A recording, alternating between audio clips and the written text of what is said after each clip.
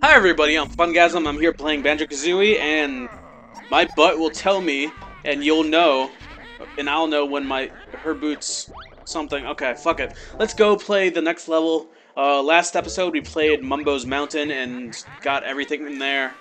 Now we can go on to the next world, whatever that might be. Even though I think I mentioned it last. Who the fuck are you? Hello there, young ones. I'm Gruntilda, Gruntilda's nicer sister. I've crept down here to help you defeat the old hags. I can't talk that fast. I know all of Grunty's disgusting secrets, and I'll teach you 3 of them every time you find me. Remember them well, young ones, as they will help you. Okay, basically what she does is give you tips for something. She gives you, like, random facts about Gruntilda for something later in the game. I'm not going to speak to her ever because she's annoying and I don't like her. Okay, so let's go ahead and put these puzzle pieces in here. To remove pieces that you have already put down, press the C button. Blah, blah, blah, blah, blah. Great, cool, alright.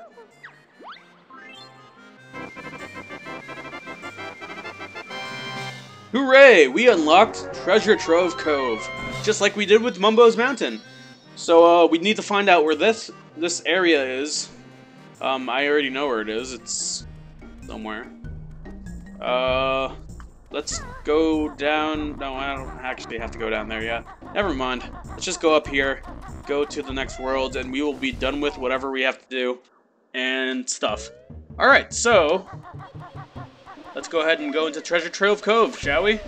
Into this big evil door with red evil eyes. You could almost say it was like fire eyes. Jokes. Alright, so, Treasure Trove Cove. Here's a new level. Let's go right in. Yeah, I don't know how a whole world fits into a box, but, whatever works, you know? This level. Ahoy there, this be Treasure Trove Cove. Thanks, Bottles. 2 new moves. Cool. This whole level is really a pain in the ass, and I'm about to show you why. If you go into the water, there is a shark named Snacker who will fucking kill you every time you go into the water. It is really annoying to swim from him, and you need to fucking strategize your way to not get eaten, and it's a pain in the ass. However, this is a fun level overall, so let's get the Jinjo underwater. If we can dive down. Damn it, I missed him. That's usually how I get the first Jinjo. Usually if you swim under, it's usually a huge pain in the ass just to get him because of the shark. But yeah, that is the easiest way that I found to get him. Swim this way towards the shore, so you don't have to deal with a shark swimming, you know, whatever. There are crabs on this level. In fact, there's a giant hermit crab right over here. Let's go ahead and fight him. Or whatever we have to do. Who are you? Hey, this Nipper's beach. You find nothing without Nipper's help. Help us then, crustacean brain. Brain? I said that weird. Grr, a cheeky bird needs feathers clipped. Okay. So basically this guy has a pattern. He clips 3 times with his clippers. And then you have to go in and fuck him up in the face. And that's about it, really. Yeah, oh, I missed that one. There we go. Yeah, then he goes inside, and then we follow him, and we never see him inside, so I don't know where he actually goes. Kind of weird, actually. Collecting more notes. Just like the last world, there are 100 notes in this world and every other world in this game. There's not really anything more to say about that. You know what? Actually, oh, here's the first Jiggy, by the way. Yeah. Jiggy get. I don't know why Kazooie swallows the fucking Jiggy. Like, can she... I don't know how that works. Or how they retrieve the Jiggy once it's inside her. Or, I don't know how she can, like, spit eggs out of her mouth and from her butt. Like, it doesn't really make sense at all. But, yeah, whatever. So, basically, I forgot to mention something in the last video. It's a small little, like, trivia fact thing. The, music inside of the Termite Terrace place That is actually like the beta music for the whole hub world of Mumbo's Mountain, but it got replaced with the newer music that you actually heard in Mumbo's Mountain, and yeah, that's a cool little thing. This whole game has like a really big fucking history about like the game development and how it actually became to be this game. I'm not gonna go into that right now since I'm just talking about the main levels and everything, but when I go into later levels and I have nothing to talk about, then maybe I'll talk about it a bit more, about like Project Dream and everything. So yeah, look forward to that, I guess. Let's learn our first move in this level. I said move. It's kind of odd. Chicken legs. I don't have chicken legs. Well, I guess. I don't know. Simply enough, even for you, bird brain. Just stand on a flying disc and press A. Here's 25 red feathers to help you in the air. See you. So yeah, we can fly around. I'm not going to do that right now. I'll do that in a bit. Let's go ahead and talk to this fat guy. Actually, you know what? Let's not. And instead go in here. Doing this a bit backwards. I'm supposed to speak to him first, but let's do it this way. What we're supposed to do for this guy, Blubber, that's his name. I don't know why his parents named him that, but I feel sorry for him. Basically, you have to collect his gold. He's a pirate, or he's pretending to be a pirate. I don't know. I don't fucking know. He lost two pieces of gold. They are both in his ship somewhere. I just got one of them, and the other one is in the other side. We have to go in there now, because we just got this one. And, yeah. Avoid talking to him, because he burps in your face and shit, and I don't like that. It's kind of rude, actually. There's a siren in the background. I apologize for that, if you can hear that. I live in New York City, so it's very busy, and I live near a busy street, and you hear all sorts of car sounds and people yelling constantly. It's not really that good for recording, but hey, you know, whatever works, I guess. Okay, so we have his 2 pieces of gold, and we could go return it to him, even though he didn't even ask us to bring it to him, because I skipped over that. But, yeah, let's go ahead and do that. Give him his gold. And look at him, now he's happy. Me treasure! Thank ye, me hearties! Take this reward. I'm off to spend. Ye am, matey. Arg. Okay, so, that's our second Jiggy. Let's go ahead and get our third Jiggy. Actually, let's go ahead and get these notes, because I know there are a bunch of notes in this world scattered throughout, and if I miss, like, one of them, I'll be... If you miss any of the notes in this world when you see them, it is a pain in the ass to backtrack, to try to find out which area of the map you've been to and which one you haven't, to try to get the notes back. Or maybe you missed some somewhere in, like, a tree like this, and you just can't find the fucking notes. And it's a real pain in the ass to go ahead and do that, so I just like to collect it when I see them. And that's usually the best way to do it anyway, because if you're speedrunning, that's what you want to do. Even though I'm not really speedrunning, I'm just kind of playing casually. But I am pretty good at this game, so I guess this could even be considered a speedrun. No, I guess it really wouldn't be. Never mind about that. There are more notes there, but... yeah, fuck it, I'll get it now. So yeah. There's a giant treasure chest over there with teeth. They don't really attack you or anything. They just kind of hold items inside them, and if you get hit by the teeth, you get hurt. So there's that. There's another little guy over here who is actually like a bucket, and you have to like shit into his mouth, and it's kind of odd.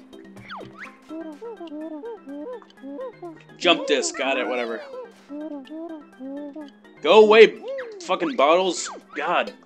Me, leaky. No good for water. Can bear block hole with pebble? Shit into your mouth. Yeah, leaky patched up. Now, empty water for bear. I don't know how Leaky has a power to drain a whole fucking lake, but he did it somehow. I don't know. I didn't think he would be able to do that. He's not even, like, he's standing exactly where we are. I don't see how he has the power to activate something like that, but fuck if I know.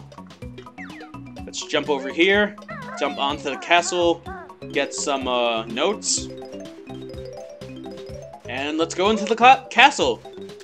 This castle is actually the area where you have to like enter cheat codes for the game and everything. Like you see how there's like a floor pattern with like letters and everything. If you spell out certain words, you can get cheat codes and like extra feathers and more health and everything. Yeah, just to release him, you have to spell what's on the wall over here, which is the title of the game, Banjo Kazooie. So I'm gonna go ahead and do that. B, A. Where's the N? Over here. N, J. Is that a J? That's a J. J, O. Now we have to spell Kazooie. Where's the K? I'm sure there's the K. K. Where's the other A? A, Z. Where's the Z? Show me a Z. There it is. Oh, I missed. Z. O. I think there's 3 O's on this map, or no? Kazoo. Nope. There was 3 O's. There it is. Kazoo. I and then E. And we should be good. Check that out. Yeah. Now we have to kill this guy.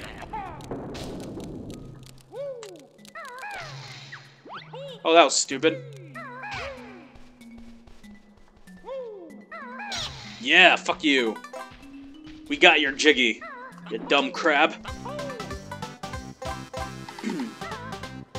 Yeah, man.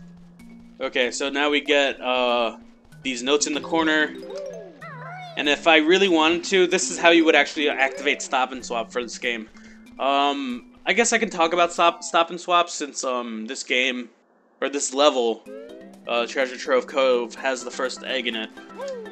In that sandcastle, oh, and that's already erased anyway. In that sandcastle, you were supposed to type in cheat codes for the, what is it, 6 eggs, I think? Let me see. Yeah, you're supposed to enter cheat codes for these 6 eggs and an ice key.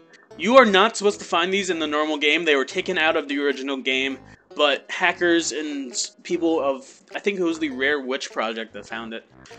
They found these eggs and keys inside the game data, and they found out if you type in a code, you can actually activate like certain events in the game that will lead you to areas where these eggs are. Shark Food Island right here is one of them. This mountain was not originally here in the level, but it popped out of the water if you entered the code, and that is how you get the first egg. I think it was the pink egg? Yes. Anyway, there's another life thing, and I'm just gonna go in here to show you what it's like. When you walk in, you get this wonderful fucking chorus of, like, achievements unlockedness. And you need the spring pad to get up here, and if you climb up all the way up there, you would get the egg and whatever, but that's pretty much all that is. The eggs are hidden in several of the levels in the game. Usually out of place or behind something that is completely obvious but you can't ever get to because it wasn't meant to be in the game because they took it out, but it's there. And then like there was this whole thing about like, why did Rare really put in the eggs? What were their purpose? Like, what were they for? Why were they in this game if they weren't, like, if you couldn't activate them at all, like through normal gameplay? The thing was that Rare originally had it set so that you can play Banjo Kazooie, get the eggs, and then use the eggs, switch the cartridges in the N64, so you can get more secrets and hidden cool shit. That was never implemented because switching the cartridges after an update for the N64 would make it like you would have to take out the cartridge of the N64 and then you would have to like swipe it between like a millisecond of time lapse, and that would be like, just really fucking difficult and impossible to do for most people, probably everybody. So they took it out. Nobody ever did it, or nobody, where the hell's Snacker? He's supposed to be, why is Snacker not in this area? That's a bit odd, actually.